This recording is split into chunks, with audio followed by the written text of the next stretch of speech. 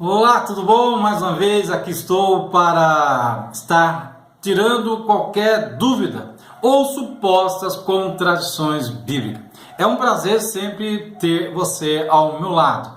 E nessa postagem eu quero tirar duas dúvidas que entendo como importante para nós entendermos, de fato a palavra de Deus. A primeira encontra-se em Gênesis capítulo 3, versículo de número 5. Eu estarei lendo aqui a palavra de Deus, que diz: porque Deus sabe que no dia em que dele comerdes se abrirão os vossos olhos, e sereis como Deus, sabendo o bem e o mal.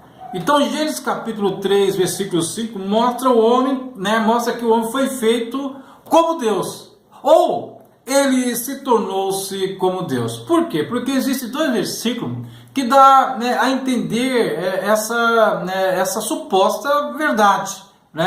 Por exemplo, Gênesis capítulo 1, versículo 27, diz assim, criou Deus o homem à sua imagem. Gênesis 1, 27. Criou Deus o homem à sua imagem. E Gênesis capítulo 3, versículo 22, diz assim, o homem se tornou-se como um de nós, conhecedor do bem e do mal. Então, como nós podemos compreender isso? Qual a solução para essa suposta contradição bíblica? A primeira, nós precisamos entender que essas duas passagens elas estão abordando, com certeza, coisas totalmente diferentes. Por exemplo, Gênesis capítulo 1 está falando uma virtude do homem na criação. Quando Deus criou o homem foi criado perfeito. O homem foi criado sem pecado. Por isso que Gênesis capítulo 1, versículo 27, declara que Deus criou o homem segundo a sua imagem e semelhança. Perfeito, sem pecado.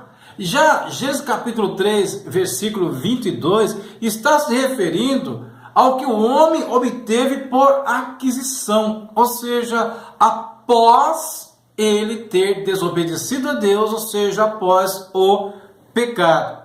Então, sintetizando, a primeira passagem refere-se a Adão e Eva antes da queda, e a segunda refere-se, de fato, depois da queda. A primeira tem que ver do ângulo do qual o homem ele foi criado, e a segunda nós temos que ver de um ângulo após ele ter sido criado, mas desobedecido a Deus, então ele se tornou igual a Deus, conhecedor do bem e do mal. Então, quando nós fazemos essas diferenças, são de fato compreendidos que não há nenhum conflito bíblico, não há nenhuma suposta contradição. É necessário fazermos uma interpretação correta da palavra de Deus, ok? O segundo ponto que eu quero aqui também estar tirando como dúvida é em Gênesis capítulo 3, versículo 8 agora. E ouviram a voz do Senhor Deus que passeava no jardim pela viração do dia. E escondeu-se Adão e sua mulher da presença do Senhor Deus entre as árvores do jardim. Então, como que Adão e Eva poderiam sair da presença de Deus? Sendo Deus onipresente. O que significa a palavra onipresente? Onipresença. Significa que Deus ele pode estar em qualquer lugar. Não necessariamente que ele vai estar em todos os lugares, mas ele pode estar em todos os lugares. Nada o impede de estar onde ele queira estar. Então, vamos tirar essa dúvida dizendo o seguinte, que a Bíblia de fato declara que Deus é onipresente. Lá no Salmo 139, do versículo 7 a 10, e Jeremias capítulo 23, no versículo 23, mostra que Deus realmente pode estar em todas as partes. Então, como que Adão e Eva puderam esconder-se da presença do Senhor?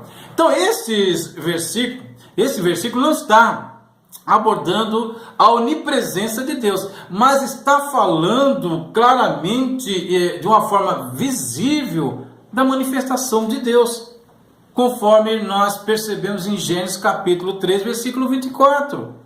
Deus ele está em tempos, ou em certos lugares, no momento que ele assim desejar, através da sua onipresença. Ele pode se manifestar, por exemplo, na sarça ardente, né, se apresentando a Moisés, na coluna de fogo, na fumaça no templo, e assim por diante. Nada impede que Deus possa se manifestar. É a manifestação de Deus. Não tem nada a ver com a onipresença de Deus.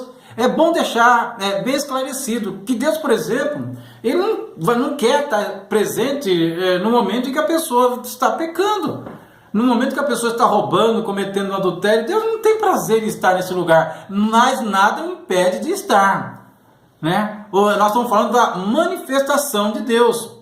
Então, naquele momento em que Adão e Eva pecou, de fato, eles se esconderam de Deus. Dá a entender que Deus não estava naquele lugar. Então, é nesse sentido restrito que alguém pode sair da presença do Senhor quando alguém comete, quando alguém pratica o pecado. Deus não tem prazer em estar naquele local. Mas Deus, por exemplo, está presente.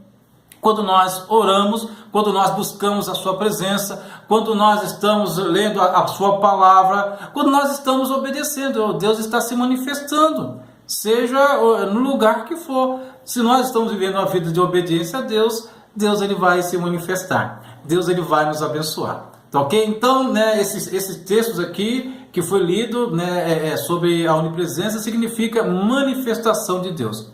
Ok? Um forte abraço, até a próxima, que Deus continue abençoando a todos vocês, ok? Abraço, tchau!